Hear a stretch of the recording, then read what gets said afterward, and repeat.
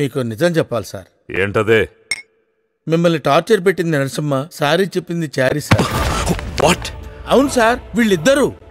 నువ్వు చెప్తుంటే నాకు అలాగే అనిపిస్తుంది. వాడి మాట వేరు, వీడి మాట వేరు. మాట ఏమిటి సార్, మనుషులే వేరు. మరి విషయం ఇందాకెందుకు చెప్పలేదు? నా మమ్మీ చెప్పొద్దంది సార్. మమ్మీ ఎవరు? అదో పెద్ద ఆత్మకథలేండి. అది ఇప్పుడు షికార్కి వెళ్ళింది. వచ్చేలోపు ఈ విషయం మన బాబాగారు చెప్దాం పదండి. బాబా, ఇప్పుడు నాకంతా అర్థమైపోయింది. ఏమర్థమైందిరా? వీళ్ళు ఇద్దరున్నారు. మీకెలా తెలుసు? వీడు చెప్పాడు. నన్ను కిడ్నాప్ చేసినోడు వేరు, ఇక్కడున్నోడు వేరు. నువ్వు చెప్పరా? అవును సార్, వాళ్ళు ఇద్దరున్నారు సార్. చంపేస్తా. ఎందుకు సార్? ఇద్దరేంట్రా? ఇద్దరు ఒకడే ఉన్నాడు, వాడు ఇక్కడే ఉన్నాడు. ఇక్కడ లేనోడు ఇంకోడు ఉన్నాడు సార్. లేనోడు ఎలా ఉంటాడురా?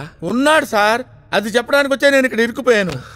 అంటే ఒకేలా ఇద్దరు ఉన్నారంటావు? అమ్మయ్యా, ఇప్పటికి మీకు అర్థమైంది సార్. అంటే వీళ్ళ ఫాదర్ ఒకడేనా? కాదు సార్. పోనీ మదర్ ఒకరేనా? కాదు సార్, కానీ మదర్ టంగ్ ఒకటి సార్. టంగు పీకేస్తాం.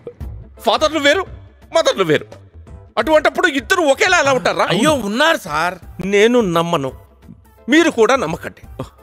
ప్రూఫ్లు ఉంటే గానీ దేన్ని నమ్మద్దు. ప్రూఫ్లు ఏంటి సార్? ప్రూఫ్లు? మీరు ఏమైనా జిల్లా జడ్జా? మీరు పెద్ద డాన్ అంతే. డాన్లు కూడా ప్రూఫ్లు కావాలరా?